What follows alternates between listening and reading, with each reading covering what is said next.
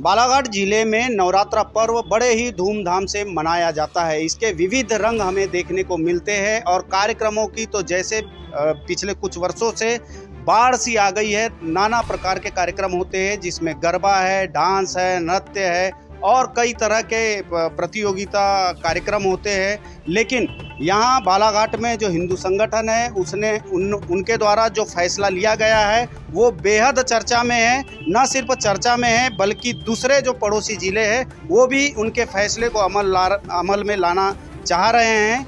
और यहाँ तक माना जा रहा है कि जो हिंदू संगठन के द्वारा फैसला लिया गया है कि दुर्गा पंडालों में फुहड़पन या गरबा जैसे अन्य कोई कार्यक्रम ना हो जिससे कि जो श्रद्धालु भक्तजन हैं उनकी आस्था को ठेस पहुँचे।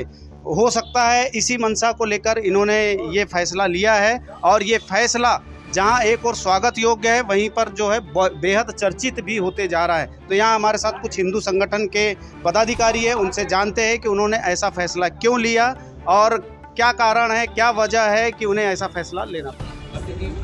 मैं यज्ञेश चावड़ा, मैं जिला अध्यक्ष विश्व परिषद जिला बालाघाट का। और हरीश भैया, मैं आपने जो अभी कहा उसमें मैं एक सुधार करना चाहता हूँ। ये जो फैसला लिया गया है दुर्गा पंडालों पे जो गरबे होते हैं ये फैसला उनके लिए नहीं है। वो पारंपरिक गरबा है, माता की स्थापना रहती है, वहाँ होने वाले हर गरबा स्वागत योग्य है।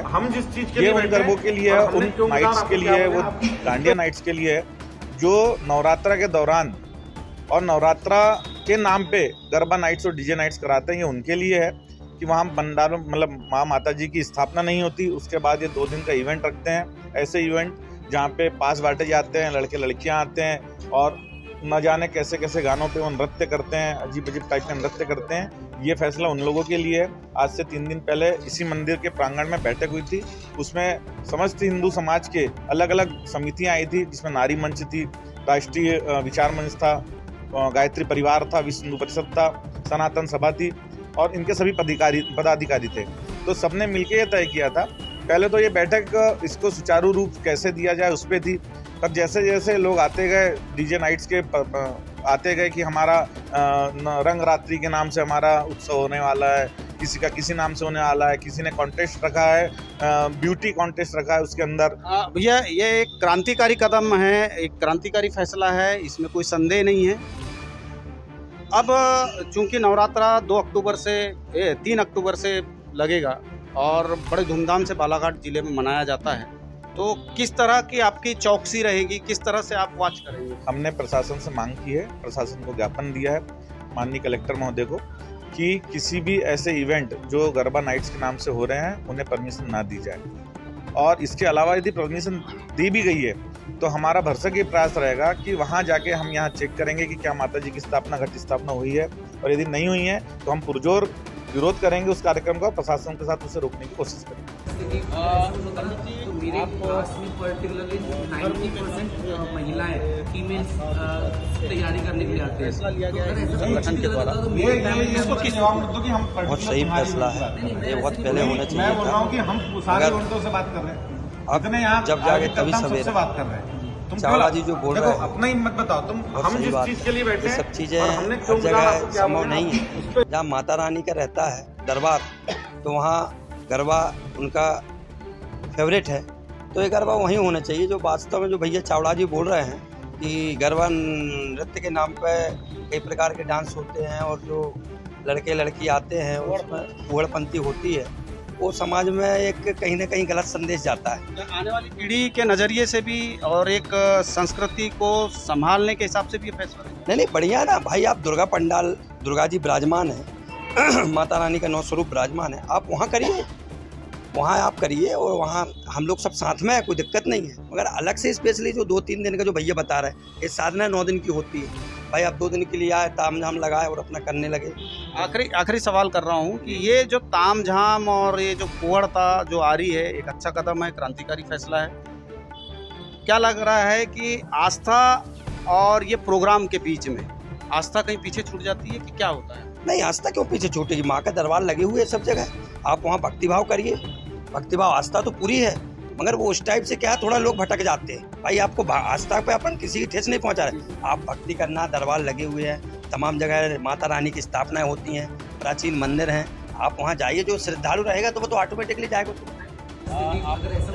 शुभम फिरोज बजरंग दल नगर किस तरह से ले रहे हैं इस फैसले को, और क्या ऐसे मन में चला कि नहीं यार ये सब चीज़ें बंद करना चाहिए? विगत पिछले वर्ष देखा गया जब गरबा पंडालों में या फिर इवेंट में जब हमारे द्वारा गए तो उसमें पाया गया कि किसी प्रकार के भक्ति में गीतों की वहाँ प्रस्तुति नहीं थी। और गरबे का जो एक तरीका होता है कि गरबा जिस तरीके से किया जाए उस तरीके से ना गानों की उसमें किसी प्रकार की वो थी, कुछ भी गाने फिल्मी गीतों में गरबा किया जा रहा था। और जो एक बोला जाए कपल, जो कपल माना ही नहीं जाता, किसी लड़के लड़कियों का एक तरीके से न अविवाहित होना ये कपल नहीं होता। और गरबे में जब देखा गया वहाँ पाया गया गरबे में सब एक साथ डांस कर रहे हैं, ना गरबे की किसी प्रकार की वहाँ वेशभूषा थी, ना ही गरबे में गीत अच्छे थे। तो इसलिए यह जो इवेंट है यह इवेंट बंद होना चाहिए शहर में। इस तरह के और भी कई जो इवेंट रहेंगे उस समय भी इस तरह का प्रयास है? नहीं यार, नवरात्रि को छोड़ करके इवेंट करवाना है आपको तो आप नवरात्रि को छोड़ करके दूसरे और भी भक्ति भाव के गणेश पूजा होती है, जैसे महादेव जी की भी पूजा होती है, सावन का महीना होता है। जी जी, ऐसे समय में भी आप थोड़ा वॉच करेंगे? जी जी, ऐसे समय जरूर वॉच किया जाता है। पंडालों में होने वाले गीतों को वॉच किया जाता है, सभी को सलाह दी जाती है इन सब चीज़ों में। चलो बहुत बहुत धन्यवाद। यहाँ हमारे साथ और भी आप जी, इसमें मैं आपसे एक बात बताऊंगा, इसे जान के आपको भी प्रसन्नता होगी और गर्व होगा बालाघाट के सामाजिक लोगों पे कि 3 दिन के अंदर में 12 से ज़्यादा समाजों की हमें इसमें सहमति मिल चुकी है और सभी ने लिखित में ये जो आपने फैसला लिया है, नो डाउट क्रांतिकारी फैसला है। इससे पहले वैलेंटाइन डे के लिए भी आप लोगों के द्वारा प्रयास किया जाता है। क्या ऐसा लग रहा है कि कुछ विरोधों का भी सामना करना पड़ सकता है, या जो नए विचारधारा है, ट्रेडिशनल है, के बीच में कुछ ऐसा एक संघर्ष देखने को? हरीश भैया जो विरोध भी कर रहे हैं वो हमारे हिंदू भाई ही हैं, तो हम तो चाहेंगे कि हम सबसे बैठक करके, मान मनोबल करके, निवेदन करके, सबसे बैठक करके और उन्हें समझा के कि ये क्यों किया जा रहा है, हम सबको अपने साथ करेंगे। आपका जो फैसला है, निर्णय है, इस निर्णय को दूसरे भी जिले में, जैसे सिवनी में सुनने मिला है, जबलपुर में सुनने मिला है, आपका जो फैसला है उसको वहाँ पर भी लागू करने की बात उठ रही है, चाहे वो मीडिया के माध्यम से हो या बड़ा जबरदस्त जनचर्चा कर रही है। जी देखिए, मेरा आप हरीश भैया आप भी एक बात मानते हैं कि किसी भी चीज़ की एक पहल, बस एक पहल होनी चाहिए। वो पहल बालाघाट हिंदू समाज ने की है और सिवनी से भी मुझे फ़ोन आए हैं और ज़िले से भी अपने अलग अलग तहसीलों से मुझे फ़ोन आए हैं, जहाँ बैठकें शुरू हो गई है। आज 7 बजे 12वीं बैठक है इसी विषय को लेके।